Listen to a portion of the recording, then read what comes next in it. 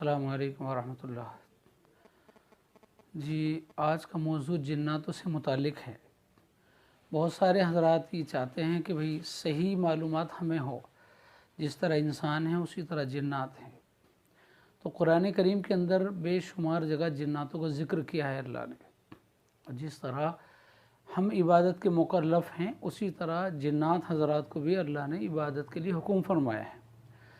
چنانچہ قرآن کریم میں اللہ نے ارشاد فرمایا وَمَا خَلَقْتُ الْجِنَّ وَالْإِنسَ إِلَّا لِيَعْبُدُونَ، فرمایا ہم نے انسان اور جناتوں کو اپنی عبادت کے لیے پیدا کیا ہے۔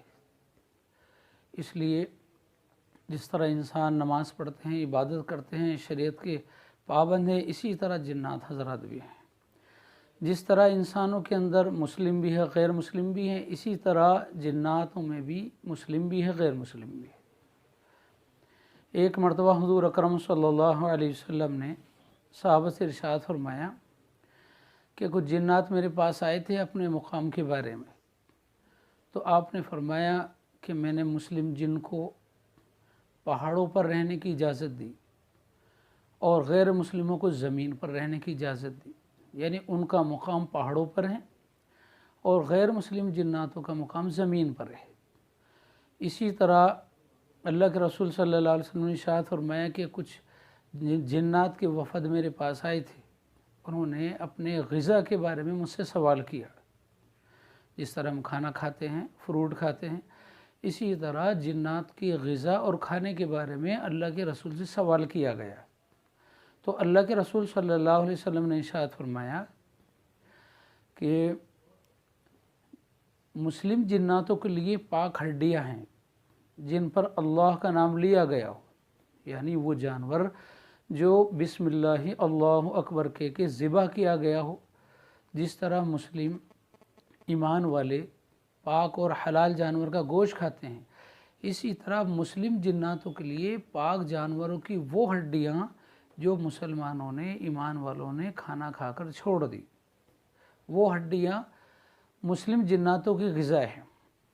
اور وہ ایمان والے انسانوں کی، جانوروں کی جو مینگنیاں ہیں، وہ جنات کے جو جانور ہیں ان کی غذا ہے۔ اس لیے اللہ کے رسول صلی اللہ علیہ وسلم نے ارشاد فرمایا کہ ہڈیوں سے اور مینگنیوں سے استنجا نہ کرے، یعنی پیشاب کے بعد میں ہڈیوں کو اور مینگنیوں کو استعمال نہیں کرے، اس کو ناجائز بتایا، حرام بتایا۔ اس لیے ہم ان چیزوں سے بچیں۔ ایک حدیث میں حضرت محمد رسول اللہ صلی اللہ علیہ وسلم نے ارشاد فرمایا، حضرت انس رضی اللہ عنہ کی حدیث ہے، آپ فرماتے ہیں کہ ہمیں ایک مقام پر لے کے گئے اللہ کے رسول صلی اللہ علیہ وسلم۔ ہم نے دیکھا، اللہ کے رسول نے دیکھا کہ ایک بڑے ضعیف، کمزور ایک بڑے میاں لاٹھی ٹیکتے ہوئے، اس طرح جس طرح ہم لاٹھیوں کا سہارا لے کے چلتے ہیں، اس طرح ایک بڑے میاں لاٹھی کے سہارے سے چل رہے ہیں۔ حضرت محمد صلی اللہ علیہ وسلم نے ارشاد فرمایا کہ بڑے میاں چال سے اور آواز سے تو تم جن معلوم ہوتے ہو۔ انہوں نے کہا آپ نے صحیح فرمایا یا رسول اللہ صلی اللہ علیہ وسلم، میں جن ہوں۔ تو میرے نبی حضرت محمد صلی اللہ علیہ وسلم نے ارشاد فرمایا کون سے زمانے کے جن ہو؟ اس جن نے کہا کہ اللہ کے نبی، میں نے اکثر زمانہ دنیا کا دیکھا ہے، اور میری عمر اتنی ہے کہ جب دنیا میں پہلا قتل ہوا تھا، حابیل نے قابیل کو قتل کیا تھا جو کہ حضرت آدم علیہ السلام کے بیٹے تھے، تو میں نے دیکھا کہ حابیل نے قابیل کو قتل کیا، اور اس وقت میری عمر 15 سال کی تھی، اور میں اس بات سے بڑا خوش تھا اور دوڑتا دوڑتا جناتوں کے لشکر میں جاتا اور ہر ایک کو خوشخبری سناتا اور تعلیم بجاتا، اور سب لوگ یہ خوشخبری سن کے واہ واہ واہ واہ، کوئی میری تعریف کرتا، کوئی کہتا بڑا سمجھدار ہے، اچھے اچھے الفاظوں سے اسے نوازا جاتا، اور وہ بڑا خوش تھا اور سب طرف دوڑتا بھاگتا اور کہتا آج ایسا کام ہوا جو اب سے پہلے کبھی نہیں ہوا، ایک انسان نے انسان کو انسان کے لیے قتل کر دیا۔ یعنی حابیل نے قابیل کو ایک لڑکی کی وجہ سے قتل کر دیا۔ تو ایک انسان نے انسان کی وجہ سے انسان کا قتل کر دیا۔ چنانچہ میں سب کو سنا رہا تھا اور سب لوگ مجھے شاباشی اور میری تعریف کر رہے تھے۔ تو اللہ کے رسول نے فرمایا یہ تو بہت برا کام کیا تو نے۔ اس نے کہا اللہ کے نبی آپ مجھ سے خفا نہ ہو، ناراض نہ ہو، میری بات پوری سن لیجیے۔ امام الانبیاء نے فرمایا کہ بتاؤ۔ تو اس نے کہا کہ میں ان خوش قسمت لوگوں میں سے ہوں کہ جنہوں نے حضرت نوح علیہ السلام کے ہاتھ پر بیعت کی تھی، اور میں حضرت نوح علیہ السلام کے ہاتھ پر ایمان لے کر آیا تھا، اور میں نے کلمہ پڑھا تھا اللہ کے نبی۔ اور پھر یہ فرمایا کہ جب حضرت نوح علیہ السلام کی کشتی جب اس پانی میں چلی تو میں حضرت نوح علیہ السلام کی کشتی میں بیٹھا تھا، میں بھی آپ کے ساتھ تھا، اور آپ کی تبلیغ میں بھی تعاون کرتا تھا، میں بھی مدد کرتا تھا دین کے کاموں میں۔ پھر اللہ کے نبی صلی اللہ علیہ وسلم میں نے تمام انبیاء علیہ السلام کی زیارت کی، اور میں نے شعیب علیہ السلام کو دیکھا، میں نے ہود علیہ السلام کو دیکھا، اور پھر میں نے حضرت ابراہیم علیہ السلام کو دیکھا، آپ سے ملاقات کی۔ اور یا رسول اللہ صلی اللہ علیہ وسلم جب حضرت ابراہیم علیہ السلام کو آگ میں ڈالا جا رہا تھا تو وہ منظر میں نے دیکھا تھا، اور میں بھی آگ میں آپ کے ساتھ آپ سے پہلے پہنچ گیا تھا۔ پھر کہا یا رسول اللہ صلی اللہ علیہ وسلم جب حضرت یوسف علیہ السلام کو جب کنویں میں ڈالا گیا تھا تو میں بھی کنویں میں تھا اور آپ سے پہلے پہنچ گیا تھا اللہ کے نبی، میں نے حضرت یوسف علیہ السلام کو بھی دیکھا ہے۔ پھر کہا اللہ کے رسول صلی اللہ علیہ وسلم میں نے حضرت موسیٰ علیہ السلام کا زمانہ بھی پایا ہے، اور حضرت موسیٰ علیہ السلام کے ہاتھ پر بھی میں ایمان لے کر آیا۔ حضرت موسیٰ علیہ السلام نے مجھے توریت سکھائی، اور اس کے بعد میں نے حضرت عیسیٰ علیہ السلام کا زمانہ بھی پایا۔ حضرت عیسیٰ علیہ السلام نے مجھے انجیل سکھائی، اور حضرت عیسیٰ علیہ السلام نے مجھ سے یہ فرمایا ایک امانت دی تھی جو میں آپ تک پہنچا دوں۔ حضرت عیسیٰ علیہ السلام نے فرمایا کہ تیری عمر اگر اتنی ہو کہ تو آخری زمانہ حضرت محمد الرسول اللہ صلی اللہ علیہ وسلم کا زمانہ پائے تو یہ میرا سلام حضور اکرم صلی اللہ علیہ وسلم کی خدمت بابرکت میں پہنچا دینا۔ تو اللہ کے نبی میں حضرت عیسیٰ علیہ السلام کی وہ امانت، وہ سلام آپ تک پہنچا رہا ہوں۔ حضرت محمد رسول اللہ صلی اللہ علیہ وسلم نے اس کے جواب میں ارشاد فرمایا اللہ تجھ پر اور حضرت عیسیٰ علیہ السلام پر رحمت نازل کرے۔ اس کے بعد میں اس جنات نے کہا یا رسول اللہ صلی اللہ علیہ وسلم اپنے دستے مبارک آگے بڑھا دیجئے، یعنی اپنا ہاتھ مجھے دیجئے، اور حضرت محمد صلی اللہ علیہ وسلم کے ہاتھ پر اس نے بیعت کی اور کلمہ پڑھا اور ایمان والا ہو گیا، گویا کہ اب یہ صحابی بھی ہو گئے۔ اس کے بعد میں حضرت محمد صلی اللہ علیہ وسلم سے اس نے عرض کیا یا رسول اللہ صلی اللہ علیہ وسلم حضرت موسیٰ علیہ السلام نے مجھے توریت سکھائی، حضرت عیسیٰ علیہ السلام نے انجیل، تو امام الانبیاء مجھے بھی آپ قرآن سکھا دی۔ تو ایک روایت میں جناب رسول اللہ صلی اللہ علیہ وسلم نے، ایک روایت میں حضور اکرم صلی اللہ علیہ وسلم نے انہیں قرآن کریم کی 10 سورتیں سکھا دی، اور بعض روایت میں ہے کہ قرآن کا کچھ حصہ سکھا دیا۔ اس کے بعد حضور اکرم صلی اللہ علیہ وسلم کا زمانہ جو اللہ نے جب تک چاہا آپ دنیا میں رہے، آپ کا زمانہ پورا ہو گیا، آپ دنیا سے تشریف لے گئے، لیکن آپ نے اپنی حیات طیبہ میں، اپنی مبارک زندگی میں کبھی یہ نہیں فرمایا کہ اس جنات کا انتقال ہو گیا۔ تو گویا کہ پہلے نبی کا زمانہ دیکھا اور آخری نبی حضرت محمد صلی اللہ علیہ وسلم کا بھی زمانہ اس جنات نے دیکھا۔ ان حضرات کی عمر اتنی بڑی بڑی ہوتی ہے، میں یہ نہیں کہتا کہ سارے جناتوں کی عمر اتنی بڑی ہوتی ہے، لیکن بہت بڑی بڑی ان کی عمریں ہوتی ہیں۔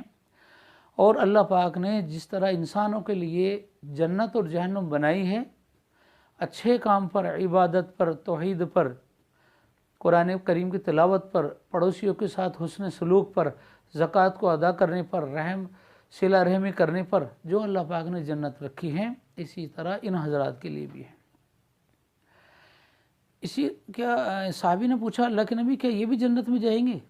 حضور نے فرمایا ہاں یہ بھی جنت میں جائیں گے، حدیث کا مفہوم ہے۔ لیکن جس طرح جنت میں انسان اللہ کی نعمت یعنی جنت کی جو نعمتیں ہیں اس سے محظوظ جیسے ہوتے ہیں، اس طریقے سے وہ نہیں ہو سکیں گے۔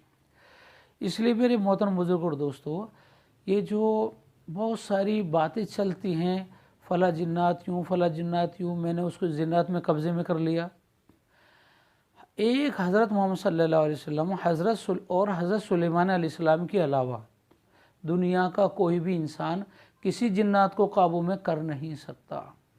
اللہ نے انسان اور جنات کو اپنی عبادت کے لیے پیدا کیا ہے، نہ کہ کسی کی غلامی کے لیے۔ اس لیے دوستو بزرگوں، یہ چند باتیں جنات حضرات کی طرف سے جو صحیح حدیثوں میں وارد ہوئی ہیں وہ میں نے آپ حضرات کے سامنے عرض کی ہیں۔ اس لیے اور بہت سارے خبیث جنات ایسے ہیں جن کی تفصیل حدیث میں موجود ہے۔ ایک زمانہ تھا کہ جب عزازیل جو شیطان کا نام تھا، عزازیل جو جنتی نام تھا، وہ اتنا مقرب کیسے بنا؟ اللہ پاک نے جناتوں کو پیدا کیا حضرت آدم علیہ السلام سے بھی پہلے، اور وہ زمین پر آباد ہوئے، اور زمین پر آباد ہونے کے بعد میں انہوں نے اللہ کی نافرمانی شروع کر دی۔ تو ان کے خاتمے کے لیے اللہ پاک نے ارشاد فرمایا، بتاؤ زمین پر کون جائے گا ان کے خاتمے کے لیے؟ تو آسمان کے فرشتوں کو اللہ پاک نے، آسمانی فرشتوں نے کہا ہم جائیں گے۔ اللہ نے ان کو بھیجا اور ان کا سردار اور ان کا امیر عزازیل کو بنایا، شیطان کو بنایا، اور اس نے زمین پر آ کر جو اجنہ کو جو قتل عام کیا ہے، خوب قتل کیا، زمین سے صاف کیا۔ اس کے بعد پھر وہ لشکر روانہ ہوا تو ابلیس جسے ہم شیطان کہتے ہیں وہ زمین پر بس گیا، اور پھر وہ جنات قوم واپس پنپ گئی۔ پھر اللہ نے حکم فرمایا کہ یہ جنات واپس پنپ گئی، بڑھ گئے ہیں، ان کی آبادی بڑھ گئی، اب انہیں کون قتل کرے گا؟ قتل اس لیے کہ اللہ کی نافرمانی دنیا میں ہو رہی تھی۔ پھر شیطان نے کہا کہ اللہ یہ کام مجھے سونپ دے۔ پھر شیطان کو ذمہ دار بنایا، امیر بنایا اس جماعت کا، اور پھر دنیا میں بھیجا۔ پھر اس نے قتل عام مچایا، خوب قتل کیے، اور صف ہستی سے گویا کہ اس نے یہ سمجھا کہ میں نے ساری صف ہستی سے اجنہ کو جو شریر تھے ان سب کو قتل کر دیا، ختم کر دیا۔ لیکن پہاڑوں کی گفا میں اور کھو میں وہ چند جنات بچ گئے تھے، ان کی آبادی پھر بڑھ گئی، پھر وہ ان کی تعداد بڑھ گئی، ان کی جو ہے جنریشن بڑھ گئی، پھر نافرمانی پر اتر گئے۔ پھر اللہ نے واپس بھیجا۔ اب کیسے شیطان جو ان کا سردار تھا، یہ اپنے لاہو لشکر کے ساتھ روئے زمین پر اس طریقے سے عذاب بن کر ٹوٹا ان اجنہ پر کہ سب کو صف ہستی سے مٹا دیا، اور جو کہیں جا کر کہیں پناہ لے لی تھی کچھ شریر جناتوں نے، تو آسمان سے ایک آگ آتی اور انہیں جلا دیتی، گویا کہ وہ سب ختم ہوئے۔ اس خدمت سے خوش ہو کے اللہ نے فرشتوں کی سفارش پر اور رضوان جنت کی سفارش پر اللہ پاک نے اس کو مقرب کیا اور جنت میں داخل کیا، اور اس کے بعد میں وہ جنت میں رہتا رہا۔ لیکن اس نے ایک دن لوح محفوظ پر دیکھا، اعوذ باللہ من الشیطان الرجیم، تو اس نے کہا یا اللہ یہ کون ہے؟ اس نے کہا یہ ایک میرا بندہ ہے۔ کہ یہ کون ہے، کیا ہے؟ انہوں نے کہا ایک ہمارا بندہ ہے اور ان قریب تو اس کو جلدی دیکھے گا۔ تو شیطان کو بتایا گیا کہ یہ اللہ کا نافرمان ہوگا اور جو ہے اللہ کا نافرمان ہوگا اور جہنم میں جائے گا، لوگوں کو یہ گمراہ کرے گا۔ تو شیطان اعوذ باللہ من الشیطان الرجیم خوب پڑھا کرتا تھا کثرت سے، اور اس نے جب اللہ نے یہ طاقت اسے عطا کی تو اس نے شکرانے میں اس قدر عبادتیں کی کہ روئے زمین کا کوئی گوشہ، کوئی خطہ، ذرہ باقی نہ رہا جہاں شیطان نے سجدہ نہ کیا ہو۔ اور پھر وہ دن بھی آیا کہ وہ حضرت آدم علیہ السلام کو اللہ نے پیدا فرمایا، بنایا، آپ نے جان پھونکی اور پھر جنت میں ان کو داخل کیا۔ آگے قصہ آپ حضرات کو معلوم ہے۔ اصل موجود جناتوں پر بات کرنا تھا، اس لیے جتنی بات جو ہوئی قرآن حدیث کی روشنی میں اللہ قبول فرمائے اور اللہ پاک ان شیاطین کے شر سے سارے ایمان والوں کو خصوصاً سارے انسانوں کی اللہ حفاظت فرمائے۔ اس لیے میرے دوستو بزرگوں چلتے چلتے ایک چھوٹا سا عمل بتاتا چلوں کہ حضور اکرم صلی اللہ علیہ وسلم نے ارشاد فرمایا کہ جو آیت الکرسی اور معوذتین یعنی چاروں کل اور آیت الکرسی پڑھ کر کوئی بندہ اپنے اوپر دم کر لے صبح میں اور شام میں تو شریر جناتوں سے اللہ حفاظت فرماتے ہیں۔ اس لیے دوستو بزرگوں ان کے شریر شیاطین کے خطرات سے اور ان کے ناپاک اثرات سے بچنے کے لیے اللہ نے اپنے کلام کریم اللہ نے ہم سب کی شفا کے لیے اتارا ہے۔ تو قرآن کریم شفا بھی ہے، ہدایت بھی ہے، رحمت بھی ہے۔ اس لیے قرآن کریم سے اپنا تعلق جوڑیں، قرآن کریم روزانہ پڑھیں، اور خاص طور سے ایک کتاب ہے جس کا نام ہے منزل، جو 37 آیت پر مشتمل ہے۔ جس طرح یاسین شریف کی ایک بہت پتلی کتاب ہے، یاسین شریف میں 84 آیت ہیں، اس میں 37 آیت ہیں۔ اس لیے اپنے بچوں کو یاد کرائیں، اپنی عورتوں کو بتائیں، اپنے دوست احباب کو بتائیں۔ جو حضرات جادو اور سحر کے شکار ہیں، پریشان ہیں، اور ان سے لمبی پریشانی کے باوجود ان کا علاج نہیں ہو رہا ہے، اس لیے ان حضرات سے درخواست ہے کہ منزل پڑھیں، جو حضرت مولانا طلحہ صاحب سہارنپوری ان حضرات نے لکھی ہے، اس کتاب کو پڑھیں۔ جزاکم اللہ خیرا جزا۔ السلام علیکم ورحمۃ اللہ